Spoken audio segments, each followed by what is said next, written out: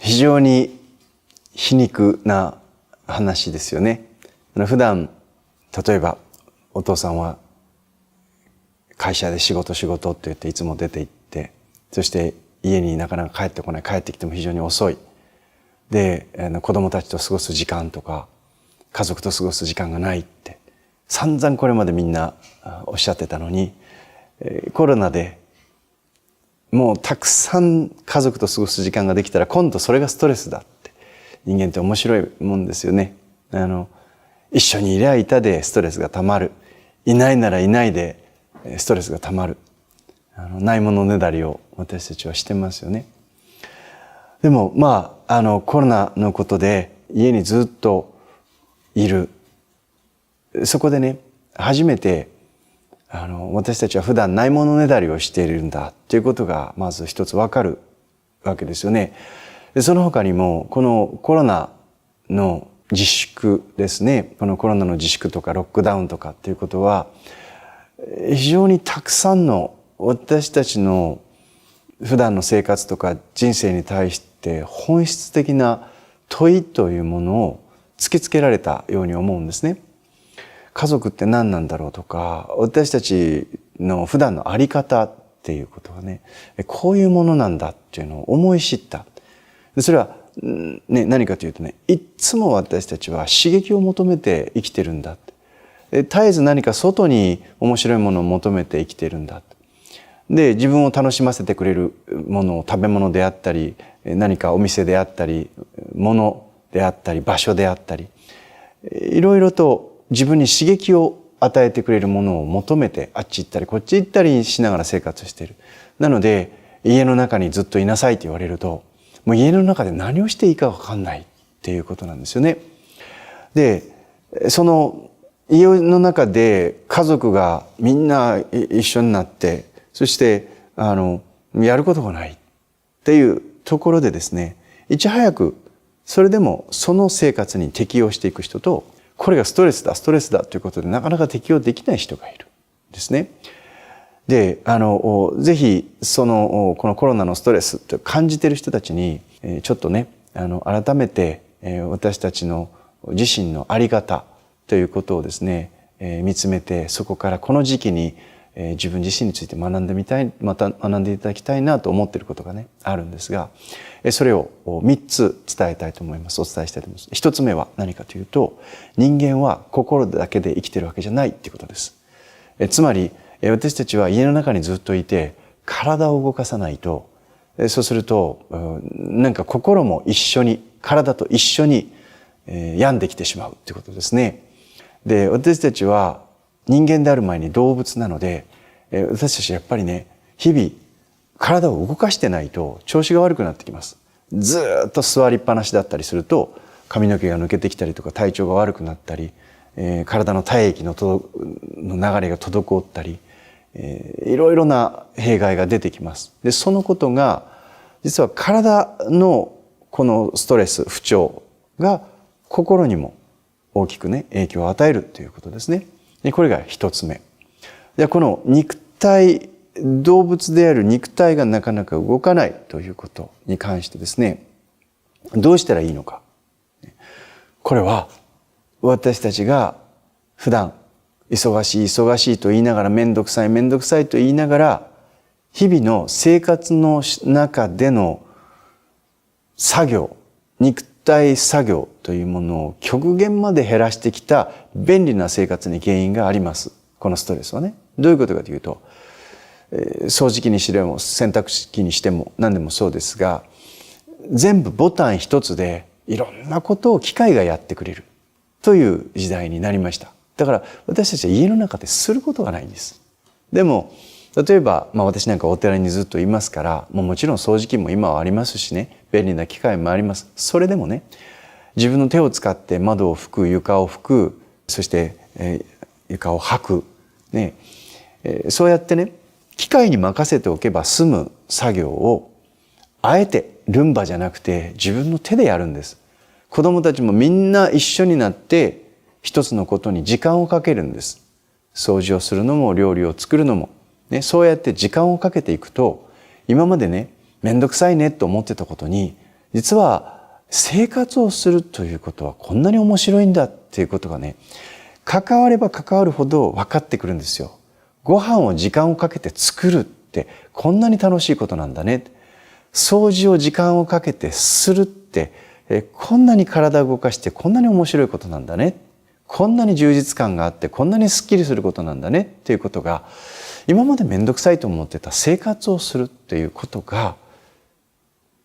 楽しみになったり喜びになったり運動になったり経験になったり発見になったりするんですよ。なので、ぜひね、そのコロナストレスでうちの中ずっといなきゃいけないっていうんであれば、ぜひ日々の生活、ご飯を食べたりお風呂に入ったり、それから掃除をしたり、そういう何気ないことをアナログにして時間をかけてみんなでやってみてください。きっとね、とっても面白い体験ができると思います。生活の再発見みたいなことができると思います。ね、それが一つ目。それから二つ目ですね。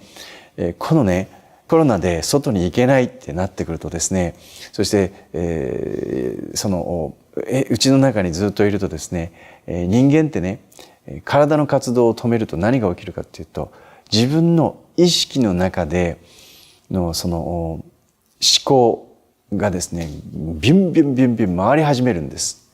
で、大体もう一人の人間がですね、気がつくと一日の間ですね、もう何万回と考えるですよね。で、このね、考えるっていう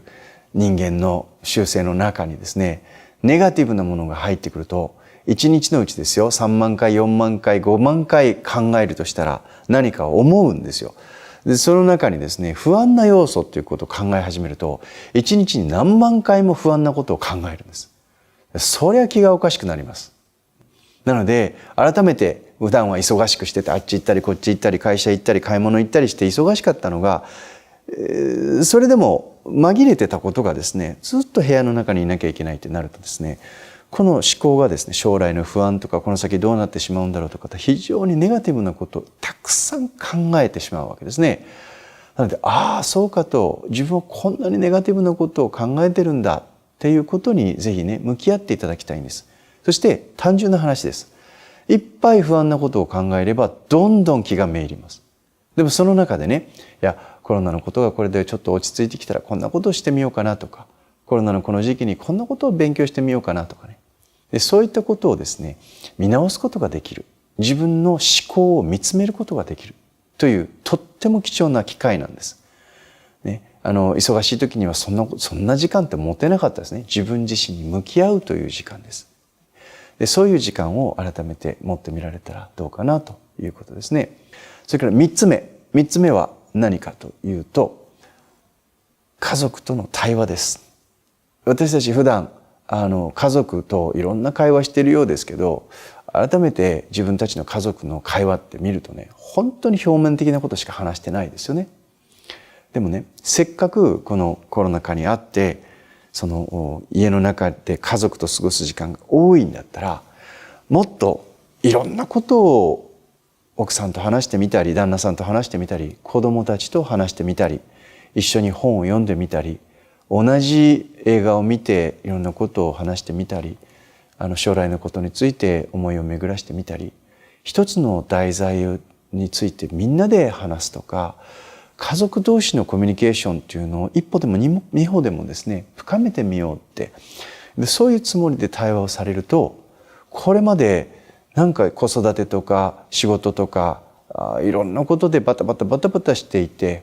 そして家族のことをよく知ってると思ってたけど、知らなかった家族の考えてることとか姿っていうのに出会ったりするんですね。なので何か遊びをきっかけでもいい、家族みんなで一つのことをやったりして、それをきっかけにですね、話題を深めていく、お互いの考えを深く聞いていく、そんなことをしてみる時間として過ごしてみてはいかがでしょうかっていうのが私からのこのコロナ禍どうしたらいいんでしょうかということについて3つの提言でした。なんか参考になればと思います。仏教というのは知識ではないんです。歴史の勉強ではないんです。今この人生において私がどう生きるのかというところへ直結してくる教えなんですね。今この自分の人生において今日から明日から私の人生に変容をもたらしていく、それが仏教なんです。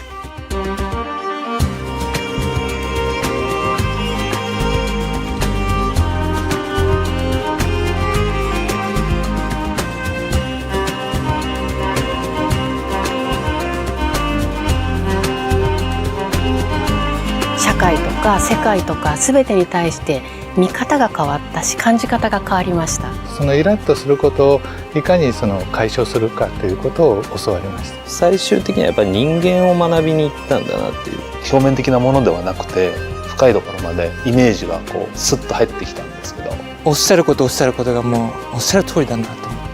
て、雲が晴れるような感じの気持ちになったりとか、もう感謝しかないです。本当に学びというのはね、いつになってもいつからでも学ぶことができるんです。まさに私たちがどう生きていくのか、